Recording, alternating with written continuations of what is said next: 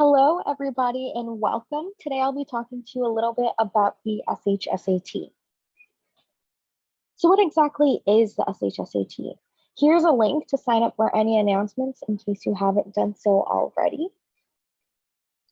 And so the SHSAT has two sections. The verbal section asks students to read and interpret passages and answer logic questions.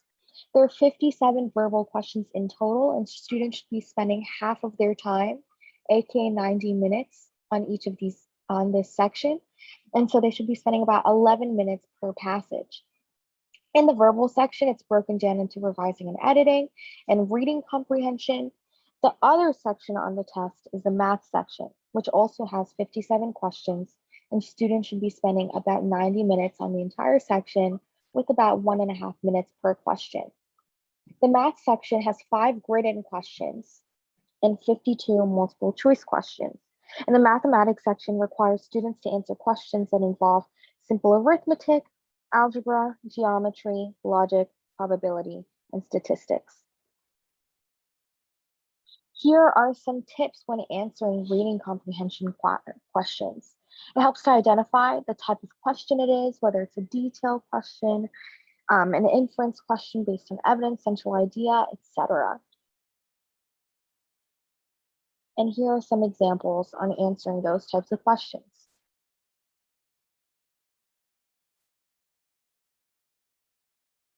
There's also some tips on answering, revising, and editing questions. For example, questions regarding a shift in tense, vague pronouns, clause structure, misplaced modifiers, etc. And here are some more examples.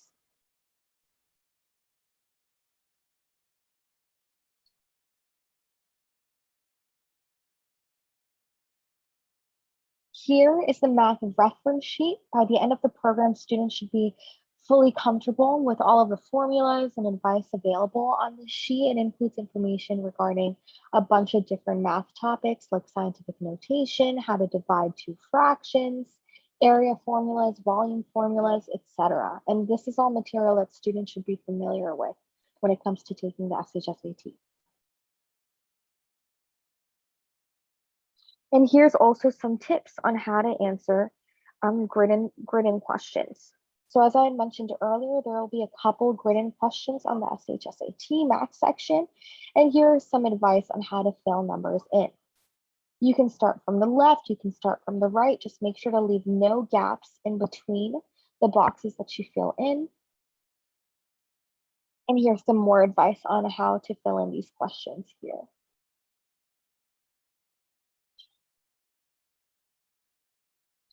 And here's a summary of some other tips that we have for each of the sections. So for revising and editing, you should take 3 deep breaths when you start the passage. Read the sentence, paragraph, or passage with a bunch of focus because understanding the context is crucial. Next, when you get to the questions, read and identify the question type because each question type needs a different approach. Make sure to refer back to the specific lines that are being revised, and please underline any key information. And also, it really helps to use process of elimination to remove any answers that don't match the context, and also use keywords and phrases to choose the best answer. And when you finally find the correct answer, bubble it in and move on. Now, the same goes for the reading comprehension questions as well, where you take 3 deep breaths before each passage. And if you read the question first, please do not read the choices because it'll waste time. A lot of kids might prefer to go straight to the passage, which is also perfectly fine. Just make sure to read the passage with a bunch of focus. Underline every 5 lines and ask yourself, am I understanding? If you're not, reread it real quick. And then write 3 to 4 word summaries or about the common themes or the main ideas of every paragraph next to each paragraph. We'll commonly refer to this as annotations, and annotations are super important because they help you keep track of what really is going on in the passage and what are you supposed to retain from what you're reading. Then read the questions with focus, answer it in your mind first, and try to find similar answer choices. And finally, bubble the matching answer choice and move on.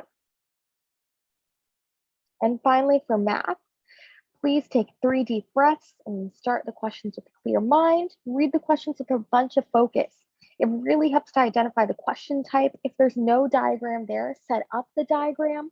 If there is a diagram, fill in any missing information, and also make sure to write any equations that you'll be needing based on the question type. Avoid being influenced by the answer choice. It might really help if you cover up those answer choices. Then solve the question. After solving, reread the question and make sure that you answer what the question's asking.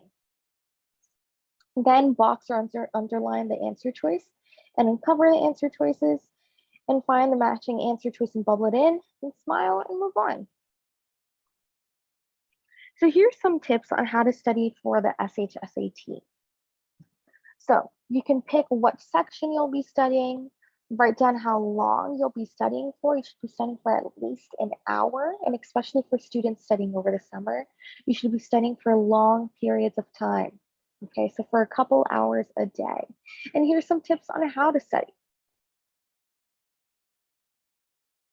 And here is an example study schedule. Okay, so you would write down what you plan on doing each day or each week. Try to record the time that you start and the time that you end your studying, and keep track of what assignments you've done. So here's a sample study schedule. Now, when it comes time to take the test, here's a little guide on how to register. This is information from 2019, but much of the information still applies. You would create a My Schools account. If your school hasn't given it to you already, then please reach out to your guidance counselor. My Schools is a way for students to keep track of their state test scores and also sign up for the SHSAT. And so you would register for the SHSAT. Previously, you would register sometime in October. Afterward, print out your confirmation ticket, keep it with you, and during the day of the test, make sure to bring it along with you. So why take the SHSAT? So you can apply to 8 specialized high schools by taking the SHSAT. And so these schools are Bronx High School of Science, Brooklyn Latin, Brooklyn Tech, High School for Mathematics, Science, and Engineering, High School of American Studies at Lehman College, Queens High School for the Sciences at York College, Staten Island Tech, and Stuyvesant. So here's how students should commonly rank these schools. So here are the top 30 public schools, and you'll see that a lot of these specialized high schools are on this list. And so here's a reference for how students should be ranking these schools on the SHSAT. So for students who rank scores above 80% on any of their past 3 constitutional diagnostics, we specifically refer to the last 3 diagnostics, so diagnostics F, G, and H.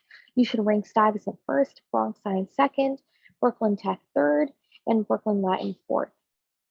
For students who have scored above 70 on any of their last 3 constitutional diagnostics, once again, diagnostic F, G, and H, you should rank Bronx Science first, Brooklyn Tech second, and Brooklyn Latin third. And finally, for students who have scored 60 or above on any of their last 3 diagnostics, you should rank Brooklyn Tech first and Brooklyn Latin second. So here's some information on each of the schools. So we had talked a little bit about Brooklyn Latin. So Brooklyn Latin is a great school that provides a liberal arts curriculum with an emphasis on the classics and Latin language instruction.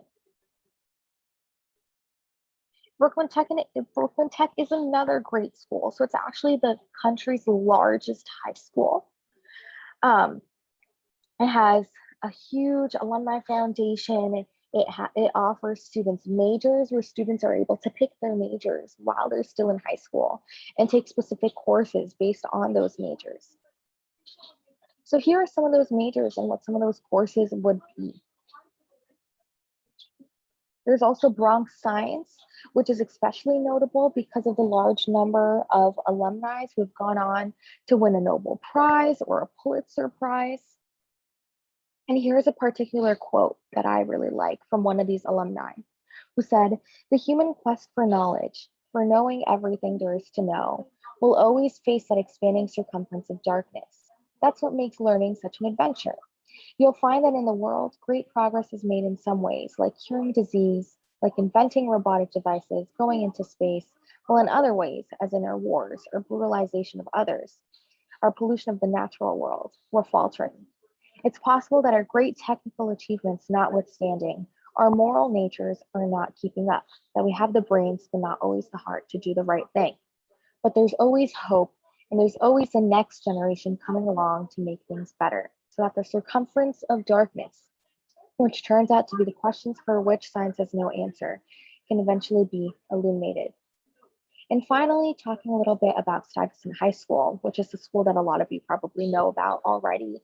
Stuyvesant is great because of all the different opportunities it offers for its students, including the classes it has, clubs it has, and it's essentially just an amazing community. So for those of you who want to know a little bit more about the community at Stuyvesant High School, I'd really recommend checking out Humans of Stuy, which talks about some of the stories about these students in particular.